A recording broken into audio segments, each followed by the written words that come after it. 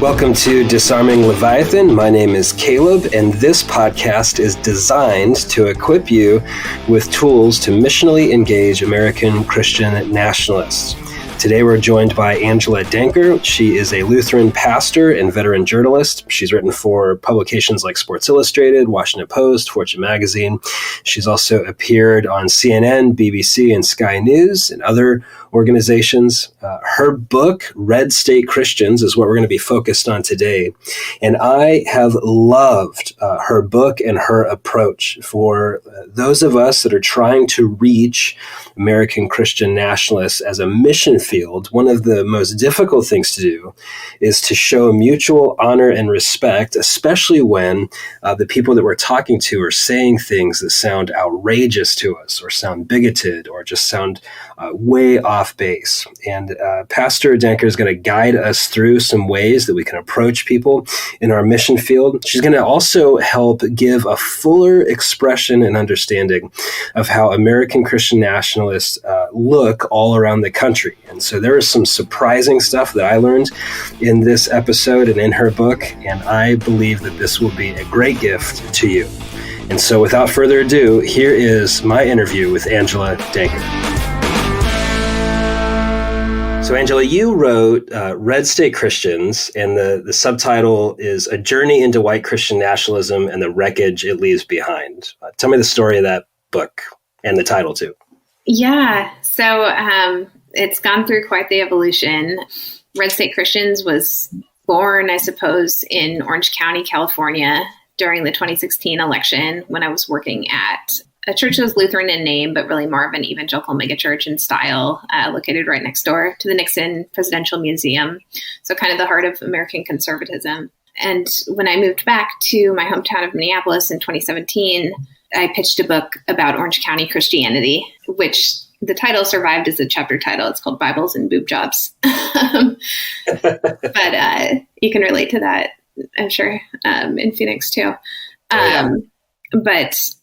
But yeah, so the publisher, they really wanted a national look. And at the time, ancient history now, Hillbilly Elegy was really popular. Yeah. And so they thought, well, we want, something that specifically looks at the Christians who made up this coalition. And so at that time, very few people were even talking about Christian nationalism. And it was a genuine exploration for me as well as I began to travel across the country to really understand how deeply rooted Christian nationalism was in telling this political and sociological story. So initially the subtitle was just understanding the voters who elected Donald Trump. And then, like all of us, so that book came out in August of 2019. And then I began traveling and doing all this speaking on the book. And then bam, we're hit with COVID a few months later. And like all of us, I watched as Christian nationalism impacted those years from 2019 to today, 2023. I had a family member who died of COVID, and he was very much influenced by messaging around Christian nationalism when it came to COVID. I live 6 miles from where George Floyd was killed in May of 2020, and so saw the role of race deeply in Christian nationalism. And then I was also serving a rural congregation during the January 6th at the Capitol. And so all three of those things led into now this new subtitle, Journey into White Christian Nationalism and the Wreckage It Leaves Behind.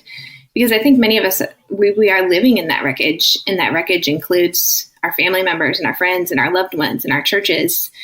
And we're looking at how do we build something beautiful and lovely in all of this wreckage, and also acknowledge the wreckage. So that's where it came from.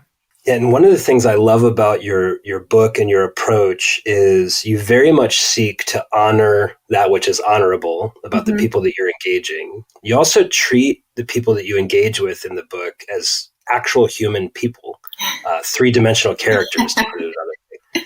Tell us about, as you kind of traveled around America, what did you notice? What surprised you? And what did you discover? And maybe give us a deeper view or a fuller view of this group of people that we refer to as American Christian nationalists. Yeah, I think I was, a little bit naive when I first began just looking at the depth to which this is a theological movement. And I remember probably the most influential interview for me was with a pastor named Dean and Sarah, who was then a member of the Southern Baptist Convention's Ethics and Religious Liberty Commission. And he just straight up said to me in January of 2018, he said, Christian nationalism has become a gospel distortion in the Southern Baptist Convention. And he said, we have so powerfully taught Christian nationalism, by which he meant, we've centered the flag, we've centered defense of America. And he didn't say this part too, but we've centered, white Christian America. We've centered that so strongly that people in the churches, they know centrally how important it is to defend America much more than they know the story of Jesus of Nazareth. So that truth I was surprised at the extent to which I found that across America, whether it was, up in rural New England and I'm at this private Catholic college, whether I'm in, the rural Midwest and with farming communities, which is super close to my heart. That's my family. It's my friends, people I grew up with, or whether I'm in Orange County or I'm in Florida. Just that message, that centrality of Christian nationalism to the extent to which it crowds out the story of Jesus was something that I found in to differing extents, I would say, everywhere I went. And you mentioned the centering of the flag, right? This red, white, and blue, Old Glory, the icon that says so much to so many different people. It sometimes means different things to different people, of course, right, within America. But we often see Old Glory on the platform of our where we hold church services, and right, there's usually a cross and a flag. Sometimes right, there's the Christian flag, what's called the Christian flag, right, which usually is kind of a nice counterbalance, cross in the middle, sure, flag on the right and left. This usually, sometimes can be benign. Other times it ends up taking part in the worship service itself. Maybe thinking about a Memorial Day or a Veterans Day or a 4th of July service. What were some of the experiences that you had where you're engaging in maybe some sacred space or a worship environment, and then there's America?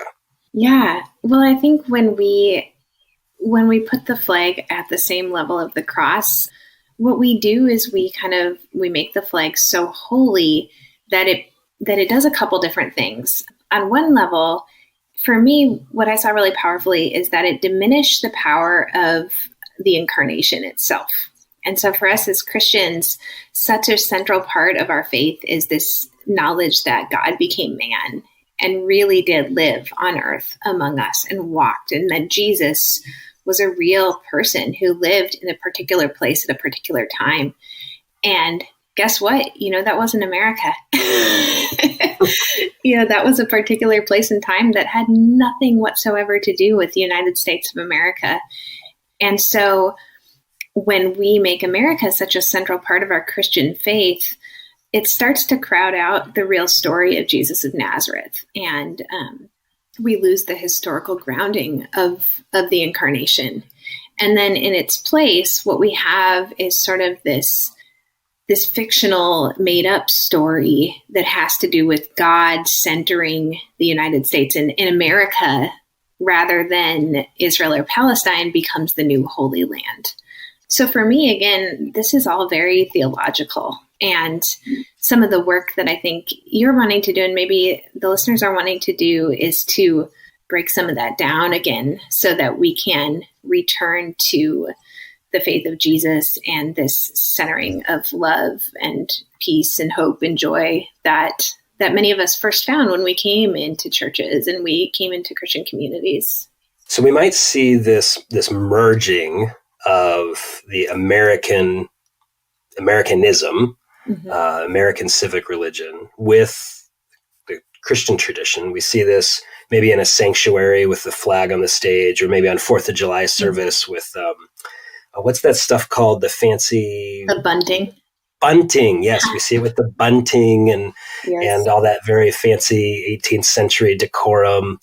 But for many of us, we're also hearing it or experiencing it at dinner tables, at the kids' birthday parties, when we're with family. What are maybe some things that we might want to attune our ears to our loved ones when we hear something? What would be some ways that we hear that syncretism expressed in just normal conversations or tropes or memes or themes that come up frequently?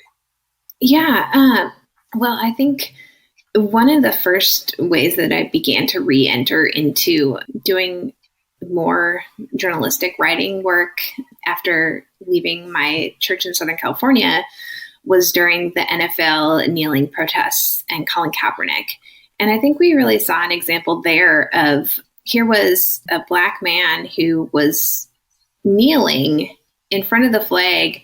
So it wasn't a violent gesture. It was a gesture of saying, there's something that this flag is standing for that is in contrast with the ideals of this nation, particularly around police killings of African American men and women. And the reaction, both from Donald Trump and from a lot of American white Christians to that kneeling protest, I think showed just to the extent to which people started to view the flag as an object of worship, so that there is no possible way to critique or criticize America or its government. And of course, that's antithetical to our entire history as Americans who were born in revolution. But also, you just begin to see that there's just this acceptance of this sense that, well, of course, America is on the side of God. And of course, God is on the side of America.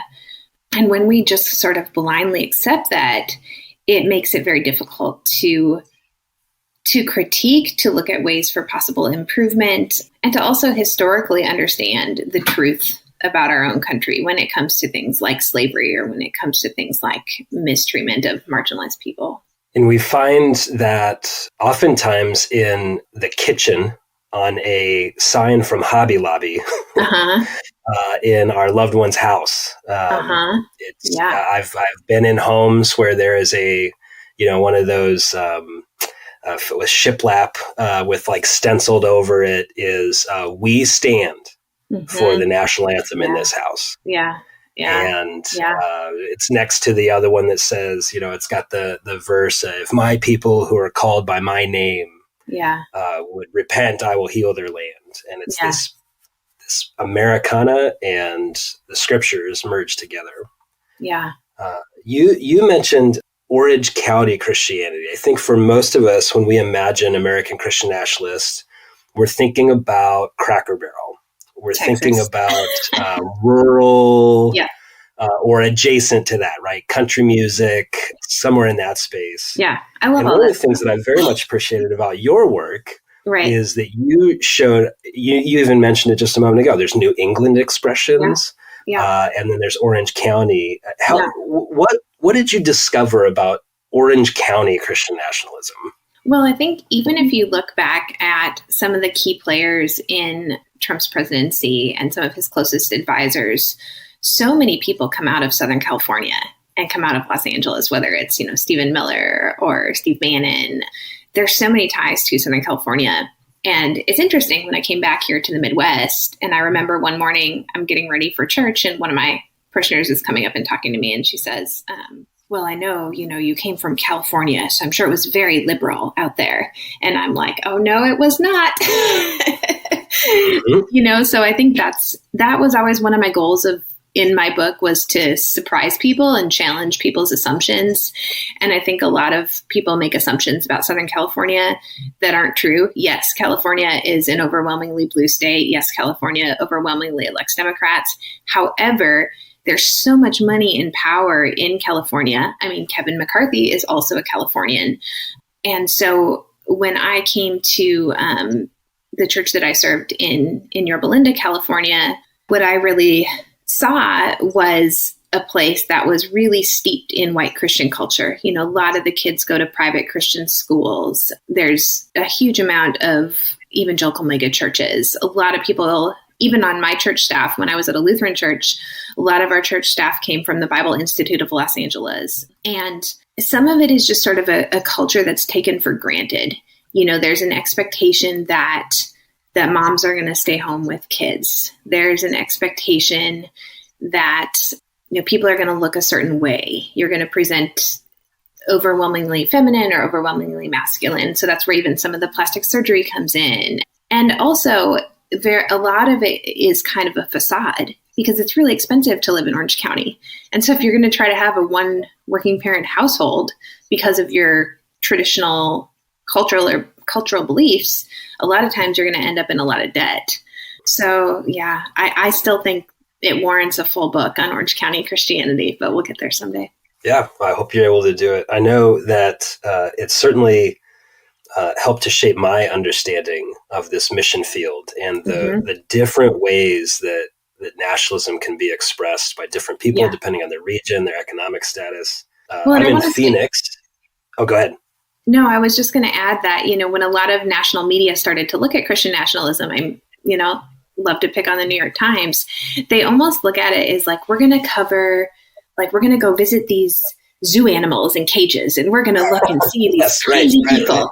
And I just thought it was so poorly done in a lot of cases because they try to just go find the most extreme people they could and almost sort of patronizing coverage. When the reality is this is a well-educated, well-funded, well-resourced movement that is widespread across the United States. And particularly you see in Orange County, this is a movement that has a lot of money and power behind it. And so to cover it as some kind of freak show is to diminish the real power and real deep roots that this movement has in this country. And I think national media has been afraid to really cover that because then they become implicated in it too. Yes. Yeah, we're in Phoenix. And so, we love vacationing in California. Oh yeah. And there's a theme here, kind of a talk track, and it's "Don't California My Arizona." And it's feeding into this idea, this stereotype that everything in California is a certain way. And, we here in Phoenix, we don't want any of that. The irony being that Phoenix, which I was born and raised in, more than 50% of our population moved here within the last 30 years. So, you do what you can. We're talking about American Christian Nationalists as a mission field. You spent time in and among folks in Orange County. What were some of the other places that you went and experiences that you might share with us, just to give us a broader view of this people group? Yeah. In the book, I really was fortunate to go, especially before COVID, go so many different places. So I went to a few different places in Florida, a few places in Texas, of course, Houston, Dallas suburbs, North Dallas suburbs, big place for Christian nationalism. Went to the U.S.-Mexico border in El Paso, very powerful trip there. But I think, so I just recently left my pastoral call, but I spent the last 3 years as solo pastor of a rural congregation in rural Minnesota. And so I do live here in Minneapolis, but I would drive an hour west to serve this church. And so we were together through COVID. We were together through George Floyd. We were together through January 6th. And that was just such a powerful experience because I really felt like I got to coexist in what's often considered to be two different Americas, right? That I'm in, this blue, quote unquote, blue city of Minneapolis. I live in Ilhan Omar's congressional district. And then I drove west to McLeod County, where over 2/3 of the county voted for Trump in 2020. And my congregation was certainly that way as well.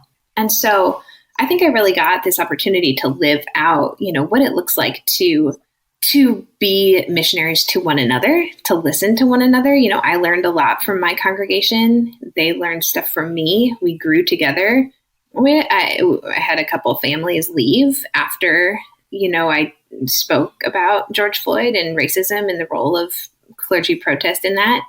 But that was really minimal. In an overwhelming sense, we really grew together and learned so much. And especially the kids, my confirmation students, my high school students, we had some hard conversations, but we got a chance to really break down those stereotypes that maybe rural or urban people would have about each other, or maybe Republicans and Democrats might have about each other. And that experience in that church, to me, it gave me hope for the local church, because the local church I mean, this was a place where we had people of different political backgrounds. We had people of different socioeconomic backgrounds, and we were able to center the gospel and to move away from Christian nationalism. And I think that story is so important for us. One of the things that you say in your book is that a divided America needs conversations that begin with mutual respect.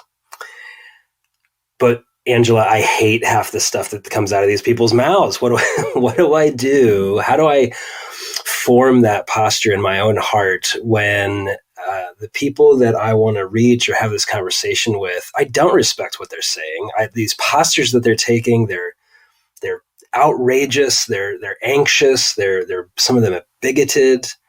Help pastor me, and maybe some of our listeners. How do we form within ourselves the capacity to have conversations that begin with mutual respect? Yeah.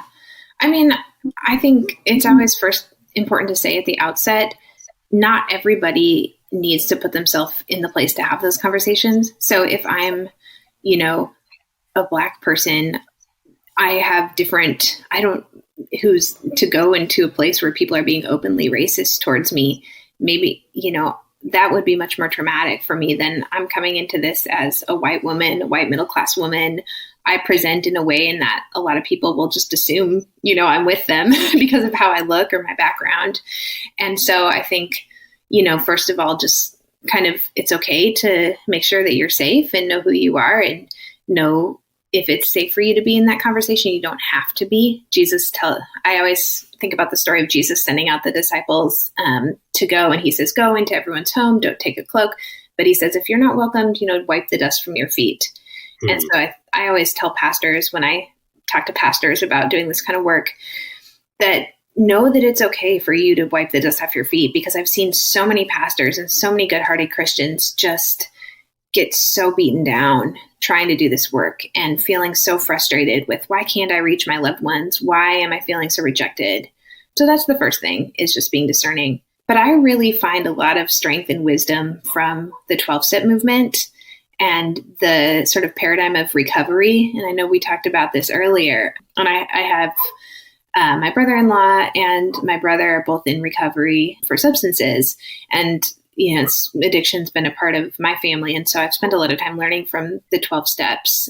And I think it's true in this kind of work as well, in that you can't make somebody change, but you can maintain, if this is a person who you love and have, then you can maintain that relationship enough to be there when they are ready to have and to let you in. And I've had that experience, even in my own family, where they trusted me to pastor them, even when they were like, oh my gosh, this crazy, liberal who wrote this book. And I don't even call myself liberal, but that would be what they would say.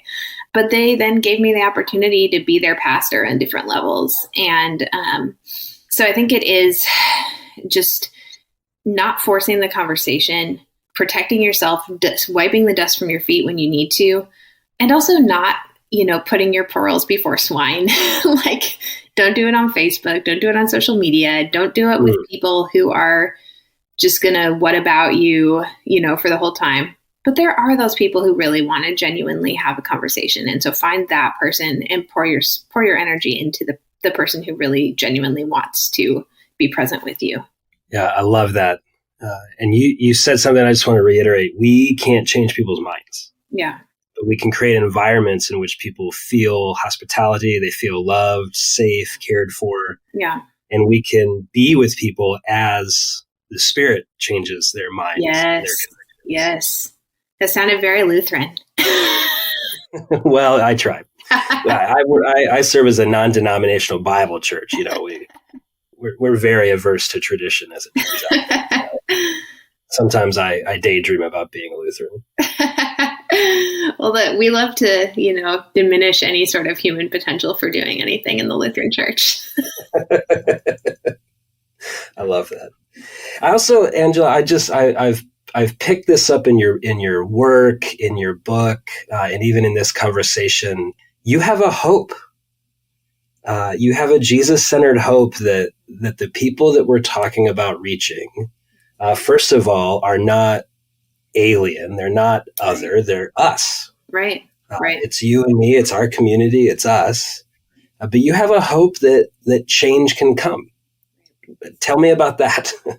give to some of us, perhaps, who are feeling hopeless, some of what you're feeling. Well, if we look at the most powerful stories of our Christian faith, and of course, first, the story of Jesus himself. Jesus was a victim of capital punishment. Jesus died on the cross. And so the way I sort of theologically frame this sense of hope is the contrast between a theology of glory and a theology of the cross. And the way in which the theology of the cross gives me hope is that the theology of the cross reminds me that what the world says is great and success and power. And so we think about Christian political power and this elusive thing that Christians in America have wanted for so long. The theology of the cross says, you should be suspect of that. Because every single time that Christianity has lined up with worldly power, whether it was ancient Rome and the Crusades, whether it was the Nazi Party in Germany and my own, German Lutheran relatives who lined up behind that, it's always led to terrible circumstances. And it's been those people who have been rejected by the world. People love to quote Martin Luther King Jr. today, but he was being surveilled by the FBI. He too was assassinated. Dietrich Bonhoeffer was assassinated. Apostle Paul was assassinated. This life of following Jesus, the prosperity gospel has just got it so wrong. And we have created this capitalist Christian culture in America of, swag and conferences and Bible studies and all that. And I've participated in it just as much as anybody else. But I think we really got to question some of that. And so where I find the hope is that it's like the theology of the cross reminds me that when it seems the world is rejecting you, when it seems that what you believe in is the minority, when it seems like you're losing, that's when Jesus is really most powerfully with you. And I think as white Christians, we haven't had to learn that. But I think if you look at the wisdom of the Black church in America, particularly, if you look at marginalized Christian movements around the world, they know this stuff.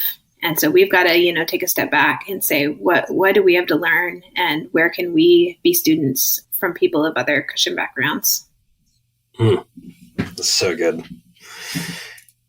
Angela, thank you so much for your time. I think that's an excellent spot for us to land. Where can people find your work? Yeah, so I'm really leaning into Substack right now. I'd love to have you guys in the community over there. It's called I'm Listening. It's just angeladenker.substack.com. I write 3 times a week. Sundays, it's more of a Bible-centered post. Tuesdays is sort of general. Sometimes I write about reality TV. Sometimes, regular stuff. And then Fridays, I do a news post.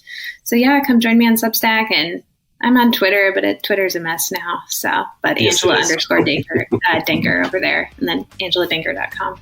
Cool. And we'll link to those also in the show notes. And if you do not have a copy yet, make sure you get a copy of Red State Christians, A Journey into White Christian Nationalism, The Wreck It Leaves Behind. Pastor Angela Denker, thank you so much for your time today. Thanks.